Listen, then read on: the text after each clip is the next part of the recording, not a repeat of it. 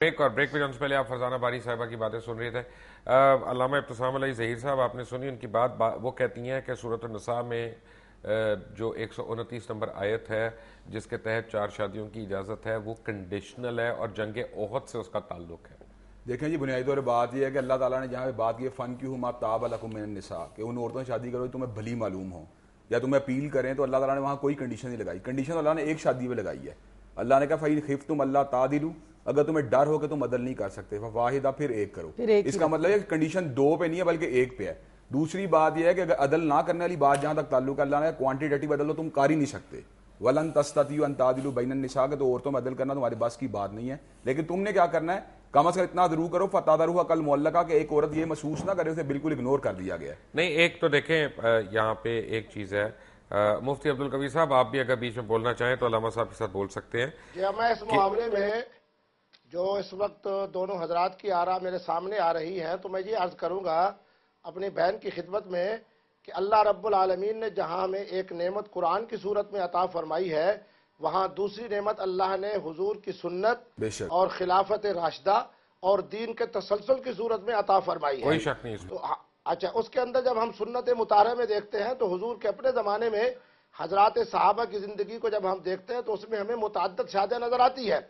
मैं अपनी इस बहन की इस बात की यकीनन तायीद करता हूँ कि कुरान मजीद को अगर देखा जाए अपने सियाक़ व सबाक़ के हवाले से, फ़इन ख़िफ़्तुम अल्ला तुक़सितू फ़िल यतामा फ़न्किहू मा ताब लकुम मिनन निसाए मसना व सुलासा व रुबा। और अगर मैं इस हकीकत को देखूँ जो हमारे हजरात मुफस्सिरीन ने फरमाया कि अल जव्वुल्लज़ी नज़ल फ़ीहिल कुरान, कुरान को समझने के लिए उस माहौल को, उस मुआशरत को देखना ज़रूरी है जिस तरह मेरी बहन फरमा रही है कि जंग ओहद के मौके पर नाजिल हुई। अब इन दोनों हकायक को सामने रखते हुए कि एक तरफ हमारे सामने हुजूर की अपनी सीरत पाक है, दूसरी तरफ खिलाफत राशिदा का दौर है, तीसरी तरफ हमारे आज तक के जितने हजरात अहले दीन आए हैं, हमारे आइम्मा आए हैं, उनके यहाँ 2 और 3 4 शादियों की जो एक सूरत है अमली तौर पर। तो इसमें मैं एक दरमियानी बात यह करूँगा कि जिस दौर से हम गुजर रहे हैं, इस दौर के अंदर जहाँ ये शर्त है जो कुरान ने बयान की कि दूसरी शादी के लिए अदल ज़रूरी है, वहाँ ये भी मैं अर्ज करूँगा कि कुरान और सुन्नत के तनाजुर में ये भी ज़रूरी हो कि क्या वो शख्स माशी तौर पर, मुआशरती तौर पर, समाजी तौर पर इस बात की किफालत रखता है कि वो दूसरी शादी करे। क्या इसका एक मिनट मुफ्ती साहब, मैं 2 टोक आपसे सवाल पूछने वाला हूँ, मुझे बराए मेहरबानी सही जवाब दीजिएगा, इधर उधर घुमाइएगा। समाजी और मुआशरती यानी सिर्फ फाइनेंशियली साउंड होना जरूरी है कि फिजिकली साउंड होना भी जरूरी है, क्योंकि वो भी तो हकायक में शामिल है। नहीं, आपको छोड़ी बताऊं मुफ्ती साहब, आप बात थोड़ी उन्होंने मेरी काटी है, मैं उन्हीं काटूंगा। उसके अंदर गरीब साहबा ने शादियां नहीं की। सैयदना अली मुर्तज़ा रज़ी अल्लाह ताला अन्हु क्या बहुत अमीर साहबा में शामिल नहीं थे, लेकिन इसके बाद उन्होंने शादियां की। हजरत अबू बकर, हजरत उमर रज़ी अल्लाह ताला अन्हु अमीर साहबा में शामिल नहीं थे, उन्होंने शादियां की। हजरत उस्मान अमीर थे, उन्होंने शादियां की। इसका मतलब है अमारत का मसला नहीं था, बल्कि जो रिसोर्सेज आपको अवेलेबल थे, जो टाइम आपको अवेलेबल था, उसको डिस्ट्रीब्यूट करने का मसला था। अगर आप डिस्ट्रीब्यूट करते हैं, उसकी किफालत करते हैं, तो उसमें कोई हर्ज वाली बात नहीं। अल्लामा इब्तिसाम अलई साहब, बात यह है कि मैंने जो बात की है उसके अंदर मैंने 4 बातें कही हैं। मुआशरती मसला भी है, माशी मसला भी है, समाजी मसला भी है, और उसके साथ इंसान के जो उमूमी जिंदगी के अंदर जो इस वक्त हमारा माहौल बना हुआ, इन तमाम चीजों को मद्देनजर रख के प्रॉब्लम एक और है। एक मिनट मुफ्ती साहब, 1 मिनट जी। जो मुफ्ती साहब कह रहे हैं तो कोई आपको चक्की के नीचे हाथ नहीं दिया हो। अगर आप मुआशरती तौर पे आप इतने फाइनेंशियली ठीक हैं तो आप करें। आप मौलवियों वाली बात ना करें ना कि अगर वो जैसे वो कहते हैं जी फाइनेंस मैंने शादी करनी है कि नौकरानी रखनी है, कि मैं घर पे उसको महीने की पहली तारीख को पैसे भेजो, मैं कहूँ चल तू खुद। और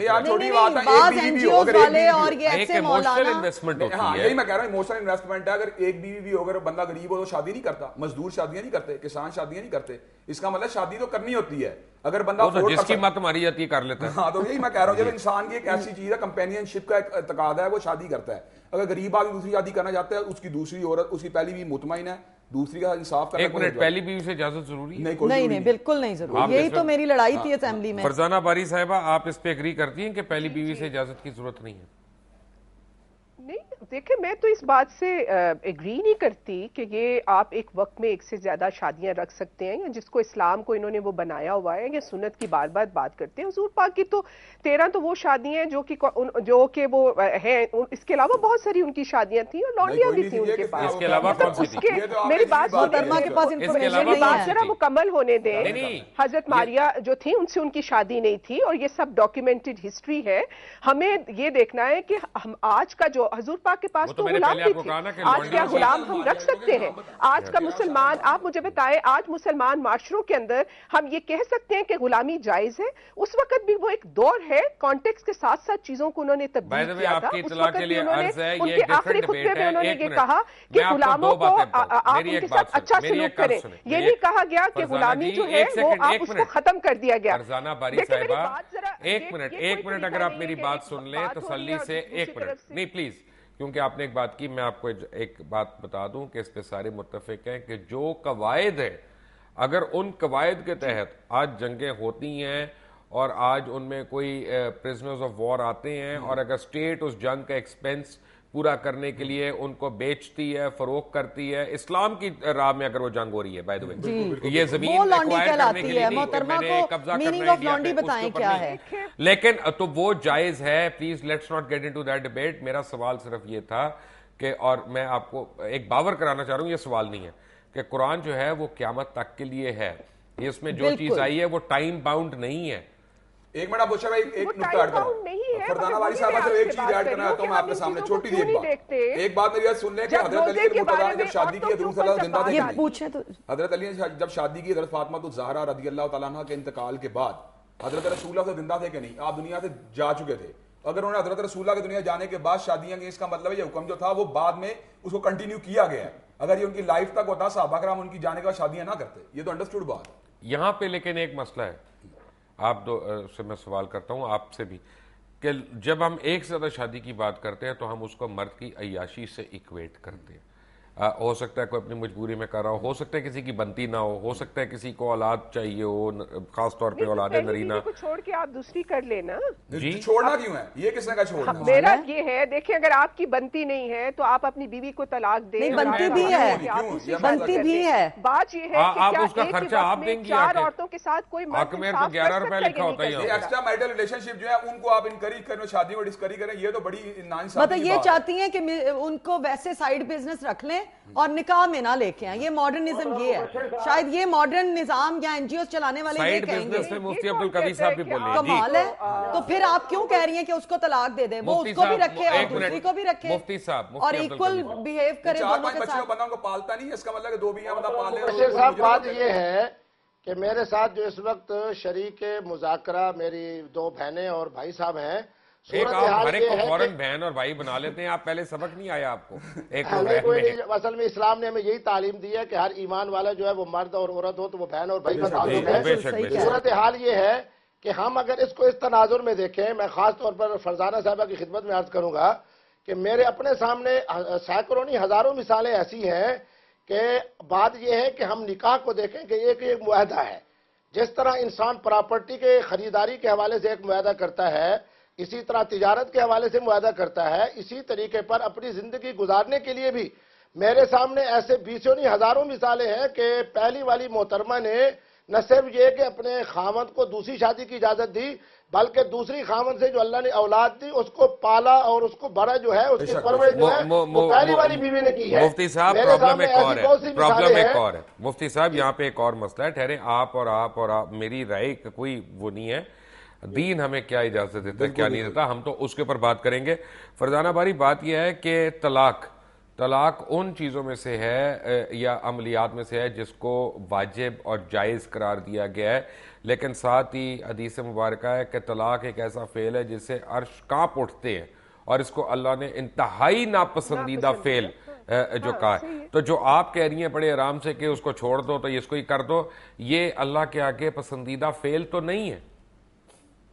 بھئی مبشر اسی لیے کہا گیا ہے نا، اللہ میاں نے کہا ہے کہ اگر نہیں گزارا آپ کا ہوتا، کوشش تو یہی ہونی چاہیے، اور ظاہر ہے کہ جب بھی دو لوگ اکٹھے ہوتے ہیں ان کی پوری کوشش یہی ہوتی ہے کہ وہ زندگی آپس میں گزار سکیں، لیکن اگر دونوں طرف، عورت کو بھی اجازت ہے خلا لینے کی اور مرد کو بھی اجازت ہے طلاق کی، اگر چار شادیاں کر لے پہلے سے طلاق لے کر، خلا کی طرف آ گئی، طلاق کی طرف آ گئی، میرا ٹاپک تو 4 شادیاں، ذرا تھوڑا وہ کریں، میں تو 4 شادیوں کی بات کر رہا ہوں کہ آپ کیوں اس کی مخالفت کر رہی ہیں؟ بس میں تو اس لیے مخالفت کرتی ہوں جی، میں سمجھتی ہوں کہ یہ ایک انسانی فطرت کے، یہ انسانی حقوق کی نفی ہے کہ ایک وقت میں ایک مرد 4 عورتوں کو رکھے اور پھر چاروں کی جو ہے ان کی جو ہے جسمانی، ان کی معاشی، ان کی جو ذہنی جو ڈیمانڈ ہے، اگر فرض کریں وہ چاروں خوش ہوں تو تب آپ کو اعتراض ہوگا؟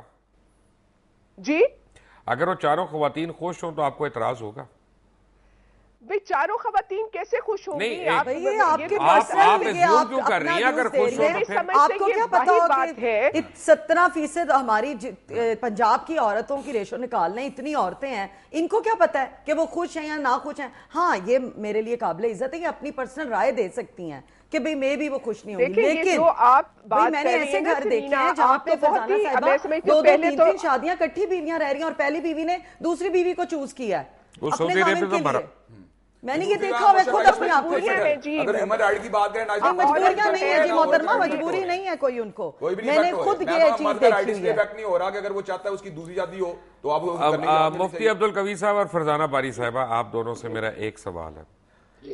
پہلے میں چاہوں گا کہ فرزانہ صاحبہ دیں، پھر مفتی صاحب آپ دیجیے گا، کہ بات یہ ہے کہ میں جیسے فرزانہ بی بی نے پہلے کہا نا، میں بھی وہی کہوں گا کہ میں ایک طالب علم کی حیثیت سے بات کر رہا ہوں، میں کوئی ایک عالم کی حیثیت سے بات نہیں کر رہا، لیکن جتنا بھی میں نے قرآن مجید کا مطالعہ کیا، جتنا میں نے حدیث مبارکہ کا مطالعہ کیا، جتنا میں نے حضور پاک صلی اللہ علیہ وسلم کی زندگی کا مطالعہ کیا، مجھے یہ بات روز روشن کی طرح آیا ہے کہ جو ہیومن رائٹس ہیں وہ اسلام سے زیادہ کہیں پہ بھی نہیں، بالکل کسی نظام میں نہیں ہے، کسی سسٹم میں نہیں ہے۔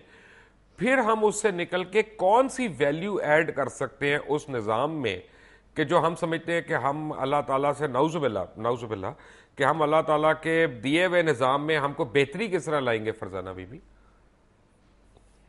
دیکھیں، میں وہی بات کر رہی ہوں کہ اللہ کے دیے ہوئے نظام کو، اس کو ایکسپلین کون کر رہا ہے، اس کی تشریح کون کر رہا ہے؟ اگر اس کی تشریح کرنے والے قرآن تو آپ کے لیے بھی ہے، میرے لیے بھی ہے، کوئی ان کا کاپی رائٹ تو نہیں ہے، یہ ان کا کاپی رائٹ نہیں ہے، یہ علماء کرام کا، یہ ہمارے لیے بھی ہے۔ اور آپ کو میں بتاؤں کہ یہاں پہ بیٹھ کے یہی علامہ ابتسام علیہ ظہیر اور یہی مفتی عبدالقوی سے میری لڑائیاں ہوئی ہیں اس بات کی کہ تشریح کیا ہے قرآن کی، اس کا مقصد کیا ہے، کیونکہ یہ ہمارا فرض ہے۔ بالکل یہ کسی کا کوئی اس پہ کاپی رائٹ نہیں ہے، قرآن ہمارے لیے بھی ہے، ہر مسلمان کے لیے۔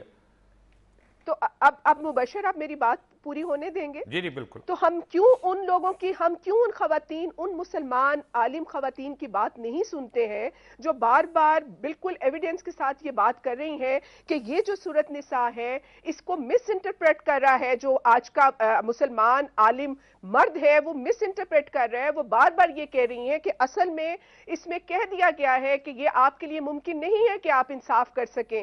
ان سے یہ پوچھ کے بتا دیں کہ کیا ان کے خیال میں جو لوگ ترکی میں رہتے ہیں، جو تیونس میں رہتے ہیں، کیا وہ مسلمان نہیں ہیں؟ میں ایک عرض آپ کو کر دوں، دیکھیں میری ایک بات سنیں، میں اس بات کے بہت خلاف ہوں کہ ایک مسلک کو دوسرے مسلک پہ یا ایک خطے کے مسلمان کو دوسرے مسلمان سے بھڑایا جائے، کیونکہ میرے لیے جو ذات امپورٹنٹ ہے وہ حضور اکرم صلی اللہ علیہ وسلم کی ہے۔ مجھے آپ صرف ایک سوال کا جواب دیں کہ حضرت عثمان رضی اللہ تعالیٰ عنہ جو تھے، ان کا ٹائٹل جو ہے ذوالنورین کا ہے۔ بالکل ذوالنورین کا ٹائٹل آپ کو پتا ہے کس وجہ سے ان کو ملا؟